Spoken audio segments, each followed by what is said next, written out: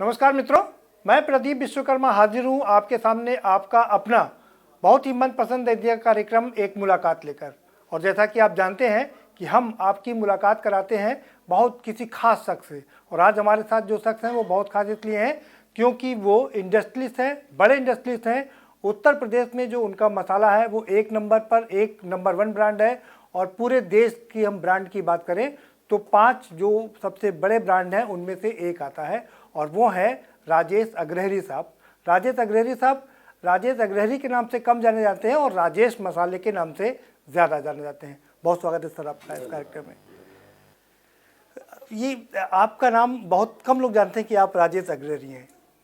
देखिए विश्वकर्मा जी, जब ये ब्रांड की स्टार्टअप हुआ तो एक हमारी टाइटल ये जानी जाने लगी, और मैंने इसके साथ राजनीतिक और सामाजिक कार्य भी अगर करना शुरू किया तो उसमें भी राजेश मसाला का ही टाइटल बनी। तो वही एक परिणाम है कि आज राजेश मसाला ही टाइटल आज हमारे नाम में एकदम फिट हो गई। क्या लगता है, जैसे कहा यह जाता है कि अगर पिताजी बेटे के नाम से जाने जाए तो वो जीवन सफल हो जाता है, उसी तरीके से आपका नाम आपके नाम से कम और मसाले के नाम से ज़्यादा जाना जाता है। देखो ऐसा है भैया, जहाँ तक पिता की बात है, मेरे पिताजी बहुत कर्मशील पुरुष थे। किसानी मजदूरी करके उन्होंने हम लोगों को हमको पढ़ाया। मैं माता पिता की इकलौती संतान था, और दूरदृष्टि, कठिन मेहनत, ये मेरे पिताजी से मुझको विरासत में मिली। मेरी माँ बहुत ही सहिष्णु थी, बहुत संवेदनाशील महिला थी। उनका मेरे ऊपर बहुत ज़्यादा असर रहा। उसी का परिणाम है कि 1997 में 2 लाख रुपए का लोन और 2 लाख रुपए की सीसी, और मैंने 1 लाख रुपया अपने जेवर बेच के मुझको दिया था। यहीं से हमने जब व्यापार स्टार्ट किया तो माता पिता के जो आयाम थे वो मेरे दिलो दिमाग में फिट हो गए थे। तब से आज तक मैं कमाई का 25% चैरिटी करता हूँ।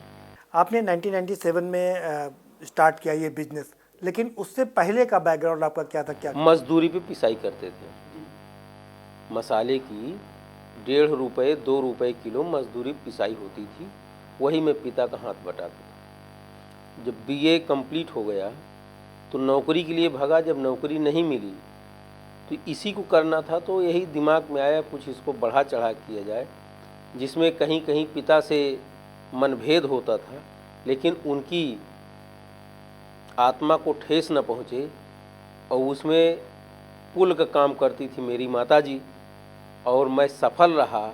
मेरे पिता को मुझसे कभी कोई कष्ट नहीं हुआ, और मैं जैसा चाहता था माँ के आशीर्वाद और सानिध्य से उन जाते जाते उन्होंने अपना सब कुछ विस्तार देख लिया।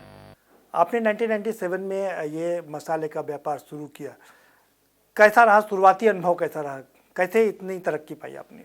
मेरे पास जाने के लिए कुछ था नहीं, इसलिए हमने गेन ही किया। जब से स्टार्ट किया झटके ज़रूर आए, लेकिन जितने झटके आए उससे हमारे विकास की गति और तेज बढ़ी, इसलिए कि मन के अंदर दूरदृष्टि, पक्का इरादा, कड़ी मेहनत, एकदम फौलाद की तरह डटा हुआ था।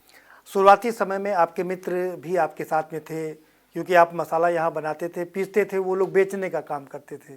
वो आज भी हैं हमारे साथ, और मेरी तरक्की खाली मेरे तक नहीं है, मेरे से जुड़े जितने लोग हैं वो सब तरक्की।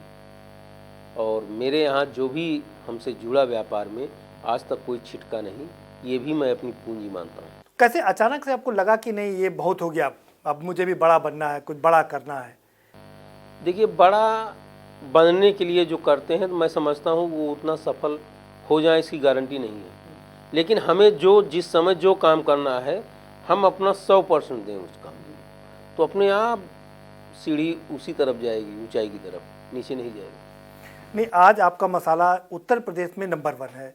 देश में 5 टॉप ब्रांड जो हैं उसमें आता है। तो वहाँ से 1997 से अपने हाथ से मसाला कूटने पीसने से शुरू करके आज इतनी बड़ी जो कंपनी आपने खड़ी की, उसका सफ़र कैसा रहा? उसका सफ़र बहुत ही अच्छा रहा और किसानों के मुझे समर्थन अपने में किसान काम के अधिकार प्रति दिवस, बड़ी जो खबर प्यार बता। 97 में था वही प्यार आज है। आज मैं वो सब काम करता हूँ जो काम 1997 में करता था। चलिए, आपने एक बहुत बढ़िया बात बताया कि आप अपनी आमदनी का 25% चैरिटी पर खर्च करते हैं। ये बहुत बिरले लोगों में, बहुत बिरले इंडस्ट्रियलिस्ट में देखा जाता है, क्योंकि उद्योगपति पैसा तो कमा लेते हैं लेकिन सामाजिक कार्यों में खर्च नहीं करते। ये प्रेरणा आपको कहाँ से मिली? क्योंकि हमारा परिवार लोअर क्लास का था, लेकिन कोई भिखारी जब आता था तो पिताजी माताजी से चूल्हा जलवा के और उसको भोजन कराते थे और जाते वक्त एक अचला जाके साइकिल से खरीद के ला के उसको पहनाते थे।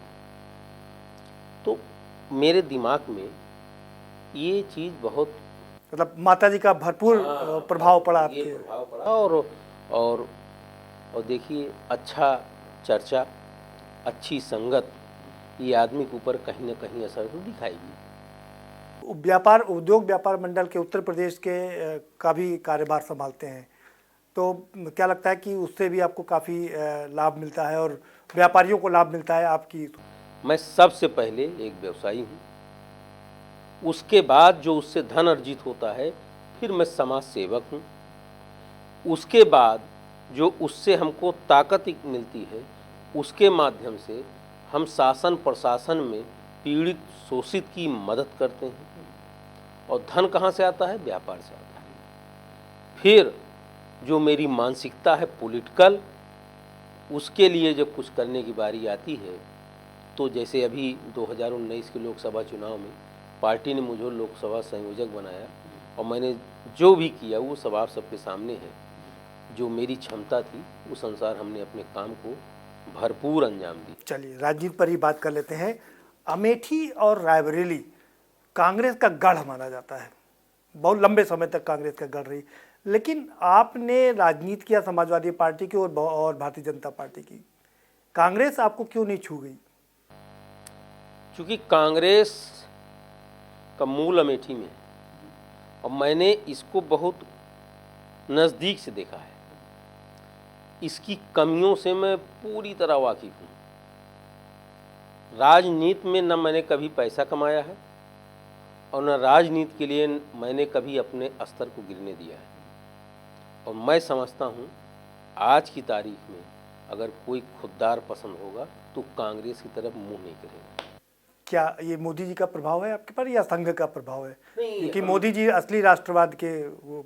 देखिए, ऐसा है, वो जनक हैं, बड़े नेता हैं, बड़े त्यागी पुरुष हैं, लेकिन हम संघ परिवार से बचपन से जुड़े रहे तो संघ का ही प्रभाव है कि मैं जो कमाता हूँ और उसमें सबका हक मानता हूँ, ये संघ का ही है। ये कांग्रेस कल्चर में कहीं हो बताओ?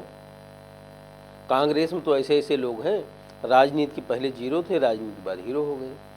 हमने जो कुछ भी आज तक कमाया है ना, एक एक नए पैसे का टैक्स पेय हूँ। आज मैं अवध का सबसे बड़ा टैक्स पेयर हूँ, ऐसा नहीं। और उस टैक्स पेय पैसे के बाद जो हमारा धन बचता है उससे मैं समाज सेवा करता हूँ। फिर अचानक से आपका मोह कैसे भंग हो गया भारतीय जनता पार्टी और संघ से और आप समाजवादी पार्टी की तरफ चले गए? ये मामला 2007 का है।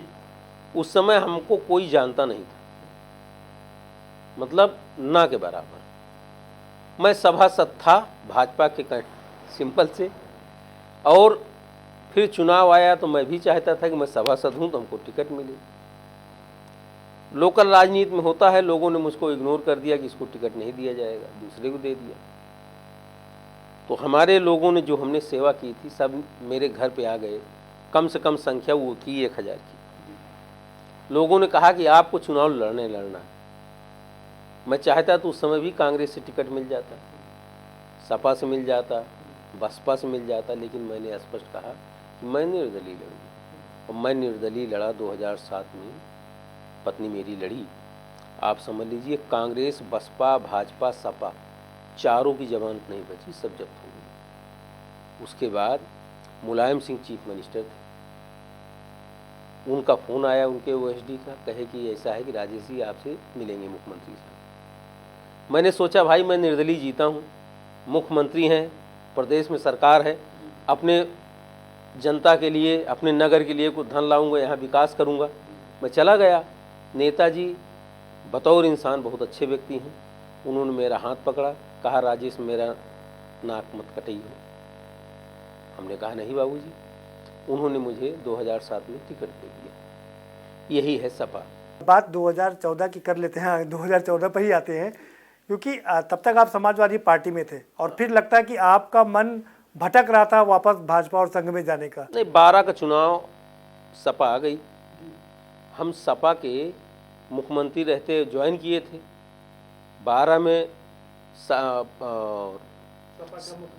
हाँ 12 में फिर आई सपा पूर्ण बहुमत से, फिर अखिलेश जी मुख्यमंत्री हुए। 224 विधायक आए। 224 विधायक आए और उसके बाद इनके कारनामे आप जानते हैं सपा के भी क्या थे।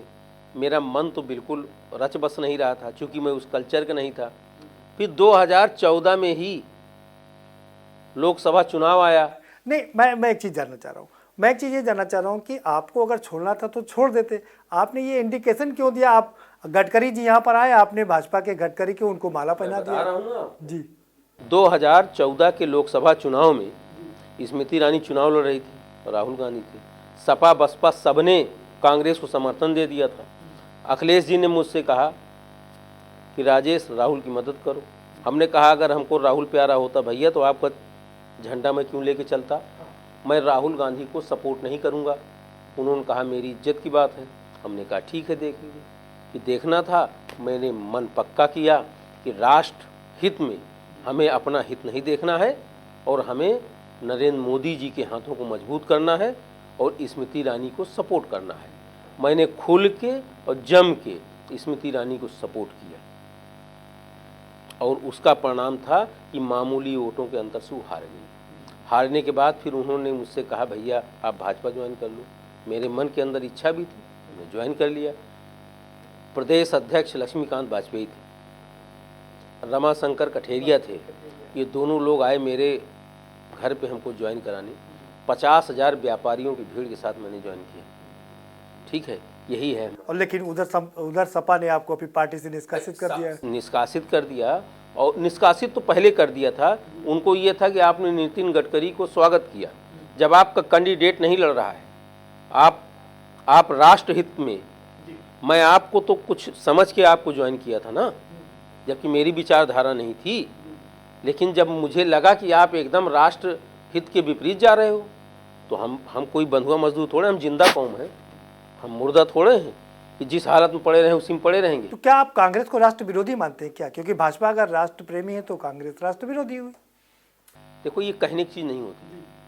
आप देख लीजिए, CIA किसान आंदोलन चल रहा है। जैसे अब मोदी जी चुनाव जीते और शपथ ग्रहण किया, पहला बिल आया भूमि का, उसका कितना विरोध किया, किसानों को आगे किया, पूरे देश में टायर जलाया, बसें तोड़ी, आगजनी किया।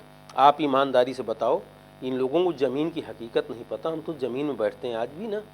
अच्छा, वक्त एक ब्रेक का हो चला सर, लेकिन जाते जाते एक आखिरी सवाल पूछेंगे क्योंकि राजनीति की बात चल रही है। आप भाजपा से और संघ से प्यार करते हैं, सपा मजबूरी में गए, कांग्रेस से आपको कोई जुड़ाव नहीं, कोई मतलब नहीं है। बसपा के प्रति आपकी क्या वो है? बसपा की जो नीति है, जो बसपा का सिद्धांत है, बाबा साहब की जो मेथोलॉजी है, ठीक है ना, उससे हट के भाजपा कर कहाँ रही? शोषित पीड़ित, इसकी मदद करना ना भाजपा से अच्छा कोई कर रहा है? इस पूरे लॉकडाउन में साहब, जितना इस सरकार ने गरीबों को राशन पैसा दिया है, हिंदुस्तान को छोड़ दीजिए तो हिंदुस्तान और चाइना को, तो उतना किसी देश की आबादी नहीं। आपने लॉकडाउन की बात की और लॉकडाउन का वो मंजर भी हमें ज़रूर याद है जब किसान सैकड़ों मील पैदल चल रहे थे। हम इस पर चर्चा जारी रखेंगे, लेकिन एक छोटे से ब्रेक के बाद। और मित्रों, आप स्क्रीन छोड़ करके कहीं मत जाइए, क्योंकि आप कह रहे हैं कि लॉकडाउन में सरकार ने सबसे ज़्यादा मदद किया, लेकिन हमें वो दृश्य भी याद है जब सैकड़ों किलोमीटर हमारे किसान और मजदूर भाई पैदल चल रहे थे। और वो उस पर हम आपसे जानकारी हासिल करेंगे, लेकिन एक छोटे से ब्रेक के बाद।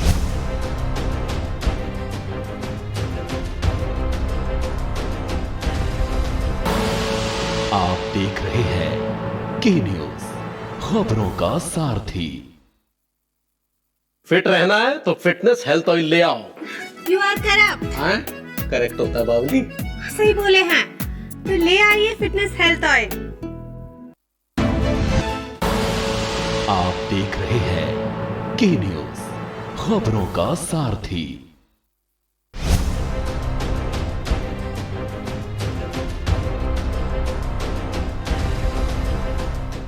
ब्रेक के बाद आपका स्वागत है। आप लॉकडाउन की बात किया, लेकिन आप भी वो दृश्य ज़रूर देखे होंगे जब सर 1200 1400 किलोमीटर लोग चल के आए थे। एक बेटी 7 साल की बेटी अपने पिता को साइकिल पर बैठाल के लेके आई थी। उस समय आपको ये भी याद होगा कि केजरीवाल ने दिल्ली में मिस गाइड किस तरह किया था, मुंबई में किस तरह किया गया। ठीक है, तो आप बताओ, इस तरह जीवन के साथ किसी खिलवाड़ करना चाहिए गरीब आदमी की? मैं आपको अमेठी की बात बता रहा हूँ। अमेठी स्टेशन पर गोरखपुर से लेकर मेरठ तक के 42 जिलों के प्रवासी मजदूरों की ट्रेनें यहीं अमेठी स्टेशन पे आती थी। एक दिन में 3-3 4-4 ट्रेनें आती थी। मैंने मन अपना पक्का किया था कि हमें जितने भी प्रवासी आएंगे, जब तक आएंगे, हम उनको भूखा नहीं जाएंगे। पर डे सबको भोजन का लंच पैकेट और एक एक बोतल मिनरल वाटर। यहाँ प्रवासी मजदूर जैसे स्टेशन से प्लेटफार्म पे पैर रखता था, उसके हाथ में होता था। नहीं, ये बात सच है, इसमें कहने में कोई गुरेज भी नहीं कि आपका किचन बहुत फेमस हुआ था उस समय। मेरा किचन 65 दिन चला था कंटिन्यू, और उसमें 50 लोग थे किचन के काम करने वाले कर्मचारी। और उन 50 लोगों ने, मैंने तो सिर्फ पैसा खर्च किया, व्यवस्था दी, लेकिन मैं उनको भी बहुत दिल से धन्यवाद देता हूँ कि उन्होंने एक इंसानियत का वो काम किया जो शायद देखने को कम मिलेगा, कि लगातार 65 दिन तक 20 घंटे किचन चली है। अमेठी जानी जाती है आपके नाम से। कहते हैं कि आपने उसको पूरी तरीके से बंधक बना लिया, जो आप चाहते हैं वही होता है। आप स्मृति ईरानी के साथ खड़े हुए, वो जीत गई। राहुल गांधी को यहाँ से भाग के दक्षिण में जाना पड़ा। पर ईयर 2 करोड़ की चैरिटी मेरे प्रतिष्ठान द्वारा की जाती है। अब उनका राजीव गांधी फाउंडेशन बहुत बड़ा अंपायर है, उसकी चैरिटी यहाँ की जनता को तो नहीं मिली, दुनिया में चाहे जहाँ करते हैं। तो उसका असर ये हुआ कि जब मैं भारतीय जनता पार्टी की झंडा लेकर खड़ा होता हूँ, तो मेरा विरोधी भी, जो राजनीतिक विरोधी भी है, वो भी मेरे ऊपर एक आरोप नहीं लगा सकता है कि राजेश दलाली कर रहा है। नहीं, एक बड़ी बात यह कि कोई भी कैबिनेट मंत्री आता है, कोई भी बड़ा आदमी आता है, तो सीधा आप ही के घर में आता है। साहब देखिए, कार्यकर्ता, मैं कार्यकर्ता हूँ, ठीक है, और ये लोगों का प्यार है। मेरी पत्नी लगातार 3 बार से यहाँ सांसद है, और आप सोचिए कि 15 साल से यहाँ कांग्रेस की दूब नहीं जमी। कांग्रेस डर के मारे, भय के मारे यहाँ सिंबल नहीं देती है नगर अध्यक्ष के चुनाव में, और कुल देती है। यहाँ इसलिए नहीं देती, वो जानती है कि यहाँ हारना हमको है। लोगों के मन में एक ये बहुत बड़ी मतलब लोग जानने की प्रबल इच्छा है कि राहुल गांधी यहाँ अमेठी छोड़ के चले क्यों गए। स्मृति ईरानी आई, जब वो सक्रिय हुई तो 2 ही 3 साल के अंदर, अब यहाँ क्या होता है सुन लीजिए, यहाँ पर कलर्ड एक्सरे होता है, अल्ट्रासाउंड होता है, सिटी स्कैन होता है, सिटी स्कैन, और वो होता है क्या नाम, डायलिसिस होता है। डायलिसिस का आप सोचो, गरीब आदमी 4000 रुपया, एक हफ्ते में 2 बार 8000 रुपया हफ्ता, महीने का 32,000 35,000 रुपया। गरीब आदमी के घर जब पेशेंट होता है किडनी फेलियर का, तो उसको लोग मरने के लिए छोड़ देते हैं कि ये मरे, किसी के बूते में नहीं रहता इतना पैसा। आज स्मृति ईरानी ये सब दिया ना गरीब जनता को, ये तो फ्री हो रहा है भाई। हमारे मुंह के कहने से क्या होता है, तो समाज में दिखाई पड़ रहा है। आप चले जाओ अस्पताल तो आपको लाइन मिलेगी, एक्सरे कराने वालों की, सिटी स्कैन कराने वालों की, अल्ट्रासाउंड कराने वालों की, डायलिसिस कराने वालों की, फ्री में हो रहा है। और उसमें कहीं घोल मेल ना हो, उसके लिए हम लोग चौकीदार बैठे हैं। कोई भी पेशेंट आता है तो हम सीधा सीएमओ से बात करते हैं। नहीं हो सकता जैसा। आप स्मृति ईरानी के बड़े करीब हैं, स्मृति ईरानी भी लगातार आपके घर से ही राजनीति करती हैं। अभी उनके खिलाफ एक मुकदमा दर्ज हुआ, आप जैसा कि आपने पेपर भी पढ़ा होगा, उसके खिलाफ भी मुकदमा दायर हुआ, ठीक है ना। तो अभी चूंकि मामला कोर्ट में है, मैं एक चीज़ तो व्यक्तिगत आधार पर कह सकता हूँ कि किसी फेमस आदमी को बदनाम करना बहुत हल्की बात है। जो चाहे वो उड़ा दे, चूँकि इज्जत न होती तो लोग देखते ना, इसीलिए उसने किया। लेकिन जो उसके खिलाफ मुकदमा लिखाए गए हैं, ये बाद में उसको जवाब देना पड़ेगा। और मैं जहाँ तक व्यक्तिगत आधार पर जानता हूँ, इतनी हल्की राजनीति स्मृति ईरानी नहीं करती। आप मसाले का कारोबार करते हैं, बड़ा एम्पायर बनाया आपने, अभी आपने दूसरे कारोबार भी शुरू किए, रसगुल्ला बनाने का भी कारोबार, क्या और क्या क्या काम कर रहे हैं इसको? अभी हम राघवभोग आटा बना रहे हैं, जो हमारे ब्रांड एम्बेसडर हैं मिस्टर सनी देओल, और स्विट्जरलैंड का प्लांट है। उच्च तकनीक से आटा तैयार होता है। और आपकी जानकारी के लिए बता दूं, आज मेरा ब्रांड आटे का वो जहाँ जहाँ जा रहा है, लोग उस पर बहुत ही प्यार दर्शा रहे हैं। उसका मुख्य रीज़न है कि हम जो कहते हैं वो करते हैं, और जो करता हूँ तो लोगों के जुबान पे आता है। अब आगे क्या आपके उद्देश्य हैं? आप क्या और करना अचीव करना चाहते हैं? क्योंकि आपको जितना अचीव करना था, मुझे लगता है माता पिता की कृपा से आपने उससे ज़्यादा अचीव किया है। देखिए, हमें इस चीज़ का खुशी तो है कि हमने बहुत कुछ अचीव किया, लेकिन जो थम गया वो मर गया। हम थमने वाले में से नहीं हैं, अभी बहुत कुछ करना है। अभी मुझे संतुष्टि उस दिन मिलेगी जिस दिन मैं अपने व्यापार के दम पे गरीब जनता के जीवन को सुलभ बनाने में और अच्छी भूमिका अदा कर पाऊँ। और ये तब संभव होगा जब व्यापार बढ़ेगा, हमारी आय बढ़ेगी, और मेरे अंदर भावना तो है ही है, और आप जैसे मित्र हैं तो अच्छा चलेगा। नहीं, ये तो है कि आपका व्यापार बढ़ाने, आपकी राजनीतिक अब महत्वाकांक्षा क्या? आप राजनीति में आप क्या करना चाहते हैं? पत्नी आपकी चेयरमैन है 3 बार से। देखिए, राजनीति में हम कुछ पाल के नहीं रखते। जो दौर आता है उस दौर पर पूरी क्षमता के साथ मैं प्रयास करता हूँ। मिला तो ठीक, ना मिला तो ये तो हो ही रहा है। और मैं ये नहीं कहता हूँ आपसे कि मैं प्रयास नहीं करता हूँ, मैं प्रयास पूरा करता हूँ। ये राजनीति में आप जा रहे हैं, और बात है कि उद्योगपतियों को भी राहत मिले। आप चूँकि व्यापार मंडल भी चलाते हैं, उनके लिए, उन व्यापारियों के लिए क्या कर रहे हैं? आज दो चीज़ हो रहा है, ना तो इस सरकार में बंदर बाट होने पा रहा है, जिसको जो लाभ दिया जा रहा है सीधा उसके तक पहुंच रहा है। और वातावरण तो ये है कि जितने अपराधी थे, आप लोग भी देख रहे होंगे, वो दुबके बैठे हैं कि कहीं मेरा नाम कहीं आने ना पाओ। ये भय जो व्याप्त हुआ है, नहीं, ये बात तो ठीक है, वो सरेंडर भी कर रहे हैं कि हमको जेल जाना है। ये भय होना, जब अपराधी भयग्रस्त है तो समझो आम जनता, शांत प्रिय जनता वो मदमस्त है। एक योगी जी ने एक नई चीज़ शुरू की, अभी जो अपराधी थे उनकी आर्थिक रूप से कमर तोड़ने की शुरुआत किया है। ज़्यादातर अपराधियों के घर गिराए जा रहे हैं, उनके मकान जब्त किए जा रहे हैं। इसको आप किस तरह की देखते हैं? ये बहुत अच्छा है। देखिए, आप सोचिए, कितने ऐसे अपराधी हैं, जब वो पकड़े जाते हैं, फंदे में आते हैं, तब पता लगता है कि ये 1200 करोड़ के आदमी, ये 2000 करोड़ के आदमी। इससे क्या होता है मालूम है आपको? जो नई जनरेशन है वो देखती है कि मेरा बाप तो रात दिन मेहनत करता था, हमको 1 लाख रुपए की जरूरत पड़ती थी, देता नहीं है, इसके पास है ही नहीं कुछ। अच्छा, रोल मॉडल उनको मान लेते? हाँ, वो रोल मॉडल डान को मानता है। 20 राइफल उतर गई, कॉलर टाइट, मोटी चैन, तो हर आदमी भगता है उधर। अब जब ये ध्वस्त हो रहे हैं तो आम जनता भी ये सोच रही है, जो नए लड़के हैं ये सोच रहे हैं बहुत गंदा काम है। नहीं, लेकिन एक आरोप ये भी लग रहा है कि छांट के कुछ खास एक वर्ग पर ही ये कार्रवाई की जा रही है। कहाँ भाई, एक वर्ग कौन नहीं ठोका गया? जो अपराधी हैं उनकी संपत्ति तोड़ी जा रही है। अगर आप मुख्तार अंसारी को कर रहे हैं तो विजय मिश्रा भी तोड़ा गया कि नहीं तोड़ा गया? त्रिभुवन सिंह का भी तोड़ा गया, ब्रजेश सिंह का भी तोड़ा गया। जब आदमी, अपराधी टाइप के लोग जब फंसते हैं तो जाति का हवाला देते हैं, लेकिन वही अपराधी जब घूम रहे होते हैं, जब उनकी राइफल गरज रही होती है, तब वो अपना नाम का सिक्का चलाते हैं, फिर जाति की बात नहीं करते हैं, अपने लिए वो कब्जा करते हैं। और आप देख लीजिएगा, कहीं भी जिस जात के अपराधी है वो जाति का कैरेक्टर उठा के देखिए तो सबसे ज़्यादा हत्या अपने जात के लोगों को करता है, इसलिए कि वो अपने वर्चस्व को कायम करने के लिए अपने कंपटीटर को हटाता है। लॉकडाउन में व्यापारियों की कमर तोड़ दी, क्योंकि व्यापार ठप हो गया, उद्योग धंधे ठप हो गए, जीडीपी हमारी -23.9% पे चली गई, अब रिवाइव कर रही है। आपको क्या लगता है कि सरकार को और क्या करना चाहिए इस क्षेत्र में?